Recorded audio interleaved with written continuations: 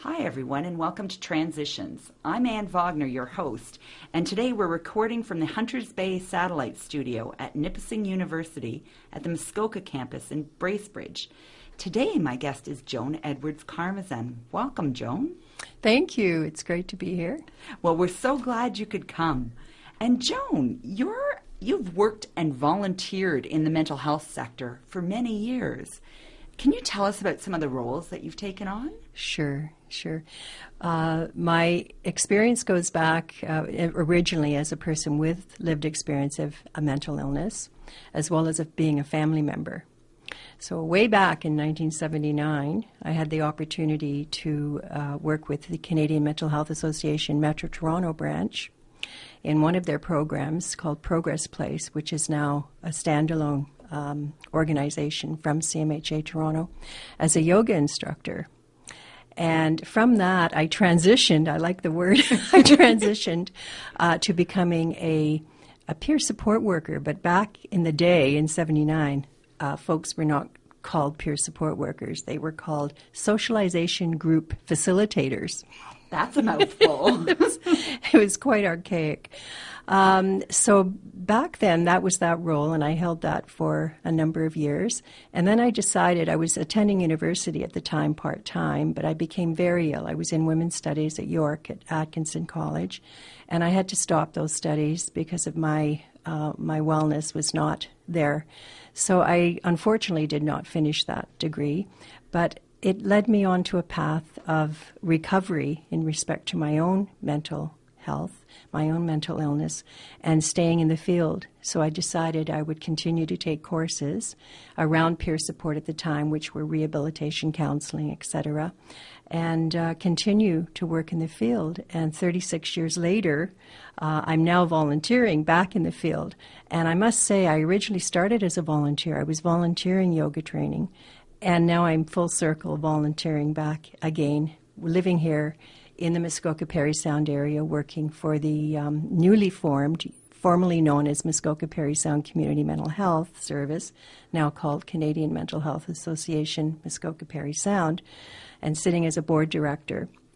And other roles I've had over the years, we lived in Newfoundland for 8 years, between 2003 and I guess 2010. And I was hired by CMHA Newfoundland Labrador to help a community group, a consumer group of people with lived experience. They were called Channel, which stood for Consumers Health Awareness Network Newfoundland Labrador, to help them divest and become a standalone agency or organization. And that was successful, and today they are quite the vibrant standalone or consumer-run, peer-run, owned and operated organization with lots of support still from CMHA Newfoundland Labrador, but they did have to divest at some time. They grew to that point. So I was very excited to be involved in that. I also, back in, I guess, the mid-'80s, so going back a little bit, I worked for CMHA York Region, and I did a contract with them, and upon leaving that contract ending, I opened up a yogurt shop. And I decided to apply for grant money to hire people with lived experience. And I had folks coming in just naturally asking for work because the yogurt shop was just down the street from the CMHA York Region drop-in that they had called New Directions. What a synergy. It was quite the synergy. It was excellent. So we ended up creating what was one full-time job into 4 part-time jobs so people could re-enter the workforce. And they were being trained to do everything virtually in that yogurt shop, from making the yogurt cones to cleaning up at night to actually running the cash to... It was just a fantastic experience for myself as well as the others, I'm sure. So that's another role that I've had. I'm currently doing peer support one-on-one in the community with individuals, and I'm also involved in other initiatives internationally, nationally, and across the Ontario, northeastern Ontario in particular. So I'm still involved as a volunteer. I love it. Well, it sounds like you come with all sorts of expertise and different perspectives. having held so many different roles. So I'd like to ask you, do you see a lot of changes in the field of mental health over the past few decades?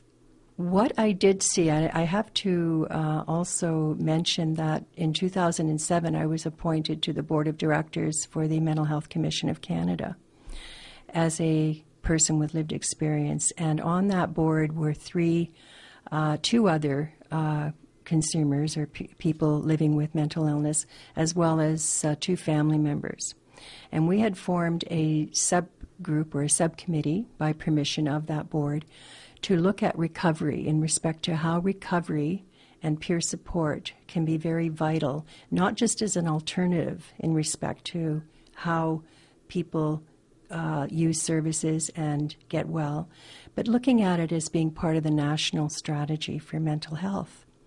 So given that, what we did is we found within the commission itself, there were a lot of people with lived experience that were on advisory committees. So we formed what was called the Consumer Council.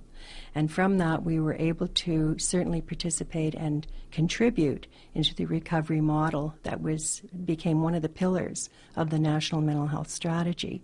And peer support, of course, is the driving force with recovery. As far as any changes, yes, I look to the Commission for championing peer support and recovery, and also in respect to stigma busting.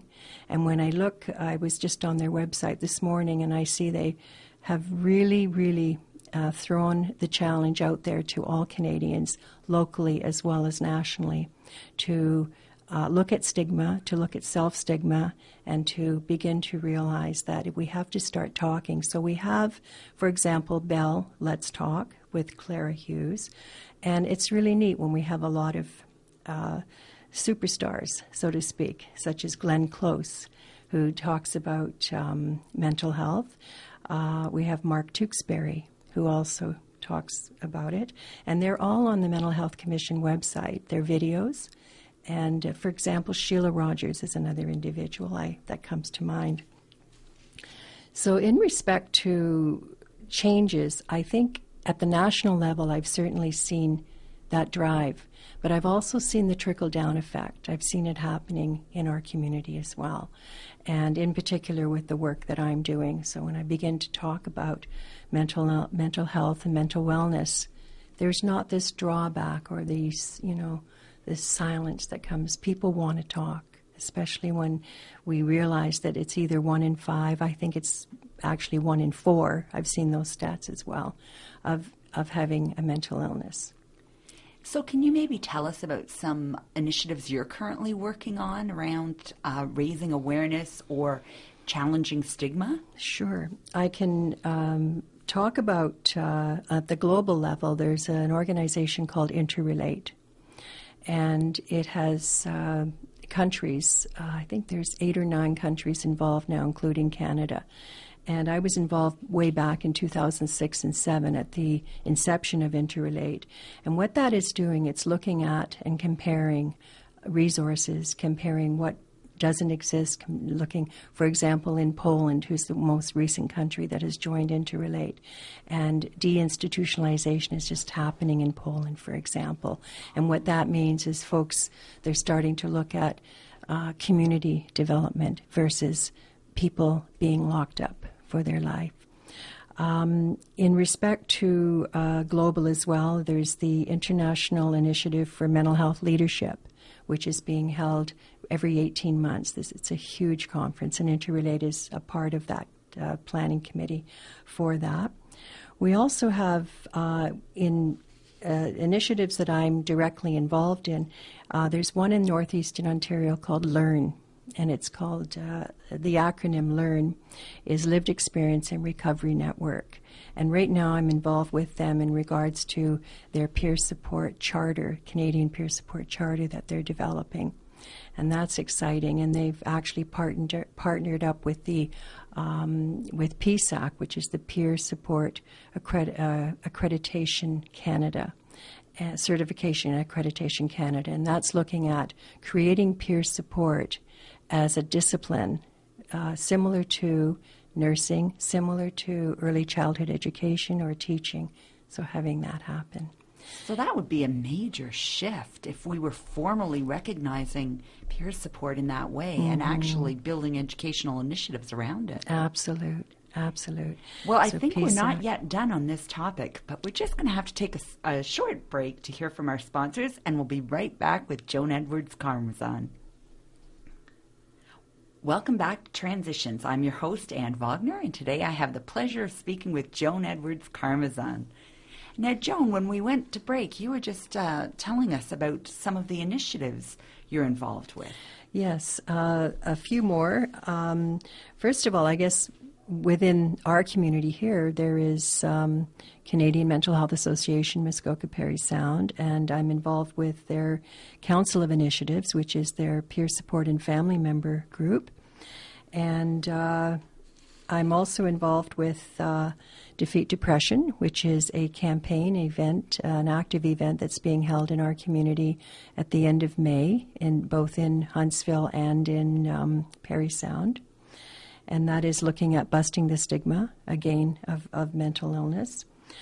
I'm also involved with, I'm not involved with NISA, which is the Northern Initiative for Social Action, but I do work with the NISA Executive Director, Shayna Lee, and that is through PSAC, and we are currently planning for the next conference. There is their planning committee in regards to holding their second annual peer support conference, which is a national conference. And could you tell us what PSAC stands for? Yes, PSAC stands for Peer Support, Accreditation, and Certification Canada.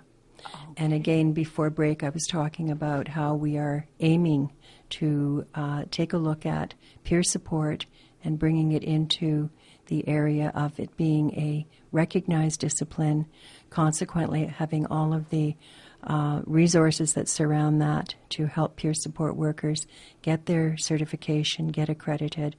We're looking at, in conjunction with the Mental Health Commission, the psychological safety in the workplace, looking at that document and looking at how peer support can be helpful in the workplace as well with people who are living with mental health and high stress and so on, mental illness rather than high stress, and having a look at how peer support can be brought into the workplace. And I think some satellites have been created through PSAC in the workplace. Sun Life Insurance is one that we have a satellite running in. And to continue on, I guess I want to mention on an individual level, there's a woman named Pat Capone who has an amazing approach to working with survivors in the City of Toronto, social justice and civic action worker. And Pat is quite a strong mentor for all of us. We certainly look to her as one of the people who bring it forth and bring it as it is in regards to how we start with one, where they are, how they are, and then go from there in regards to peer support. And one of the things you were mentioning before we turned on the microphone is that Pat Capone is quite a prolific writer. Yes, Pat, I believe her last book is Dispatches from the Poverty Line. I understand that she has 4 books. I believe the first one I read, I believe it was her first book, was called Upstairs at the Crazy House. So I would highly recommend those books. They are Toronto-centric, but at the same time, the message is still universal. And we can put the information for Pat's books up on the website. So if anyone's interested, they can find those references on our Facebook page. That's great. Another wonderful resource is the Consumer Survivor Information Resource Center, which is based out of CAMH. It's not a program of CAMH. It's a standalone Consumer Survivor Information Center, and one can get their newsletter online, and it talks about what's happening in Toronto in respect to major policy changes and anything social justice issues, anything that people would want to know in the realm of mental health and addictions. One person, Eric Fabry, I don't know if you've heard of Eric, but he is running a show out of CAMH, I believe, called Crazy Talks, and he's inviting people to come and have a platform in regards to what they would like to speak about, and he's getting a lot of information circulated. And I think he's an author too. I forget the name of his book, but Eric Fabry. Yeah. So it sounds like peer support is certainly gaining momentum. And I remember in chatting with you, you mentioned, was it last year, that you attended the first ever peer support conference. Mm-hmm. Could you tell us a little bit about that? Yes, that conference brought together peer support workers. I believe there were over 400 delegates at the conference. And we did have a wonderful time. We had 3 days of looking at where peer support is at, where peer support is going, and how we can help it grow and help it become stronger. We had presenters. We had keynote addresses from Senator Romeo Dallaire, who spoke about his post-traumatic stress in the field. And we just had a wonderful time at this conference, and it was such a kickoff to where peer support is going nationally. And it was really nice. It was a gathering of people that I'd seen and known for years, but at the same time I made a lot of new friends. And one of the presenters at this conference, she was presenting on peer support in prisons and in the realm of mental health and addictions. And she sent us a quote, or she gave us a quote from Repper and Carter, 2011, and it says, "Peer support is about being an expert at not being an expert, and that takes a lot of expertise." That's brilliant. And that in itself almost was, from her workshop, the folks that attended that workshop had to have more of this paper that was written. So I think for the second annual PSAC conference, we're hoping to have somebody present on that particular paper that was written, because it really put it in a nutshell for us. Absolutely. So, yeah, it was held in Nova Scotia, by the way. Yeah. So would you say that peer support as a modality or as a way of assisting people living with mental illness is really gaining ground and increasingly being respected as a treatment option? Absolutely, absolutely. We're seeing it mainstream at this point in time. We're seeing peer support, and thanks to PSAC in regards to the peer support in the workplace, the satellites that are being created for that. We're also seeing that peer support has taken a turn in regards to what it needs to develop further. We've taken a really good look and done some navel gazing at our own selves in regards to that. There was a lot of argument initially about we should not be in a paid position as a peer support worker. Peer support is just that, peer-to-peer. And that still happens, and we do that naturally. But at the same time, we were also seeing that there were a lot of amazing, amazing skill sets that could be formulated and could be put into a discipline. And we've consequently created the criteria, we've created the mandate, and we're going forth with that. It's absolutely mainstream now. We're seeing it in hospitals. We're seeing, for example, Grand River Hospital have what's called peer navigators, which in essence is really peer support workers, but they're looking at networking and navigating for folks who are currently in hospital, but then will be coming into the community. So yes, it's happening. Well, that's very exciting, and clearly you're on the cutting edge here, being involved at this point in its development, and having done so since the 70s. Well, yeah, the late 70s anyway, right? Early 80s. I enjoy it. It's something that I have a passion with, recovery and peer support. And that comes across very clearly. Thank you. We're almost out of time, but I'm just wondering, are there any other initiatives you're involved with that you'd like to sort of highlight for us? Well, the only other initiatives that I would want to ask people to consider if they're looking at peer support is to just Google the name Sherry Mead, which she speaks of intentional peer support, and there is training for that. There's the National Empowerment Center with Dan Fisher, and Dan speaks about respite care, and rather than going into hospital, having respite care in the community with peer support.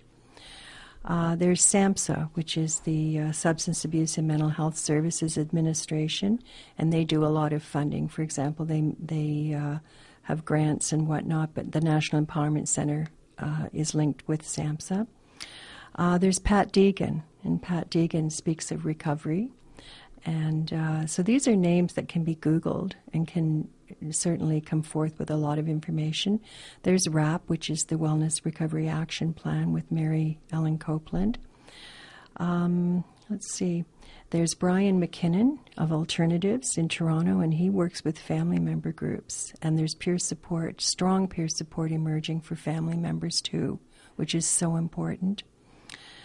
I mentioned Pat Capone. There's Dawn, which is the Disabled Women's Network of Canada, and peer support in a general context for disability happens, but also there's a mental health contingent or component. Now, unfortunately, we're out of time, so I'm thinking I'm going to have to invite you back for another chat. Would you be up for that, Joan? I'd be happy to come back. Thank you. And just again, all the resources that Joan has mentioned will be put on our Facebook page, so I invite you to look us up at Transitions at HBR. Thanks for listening, everyone.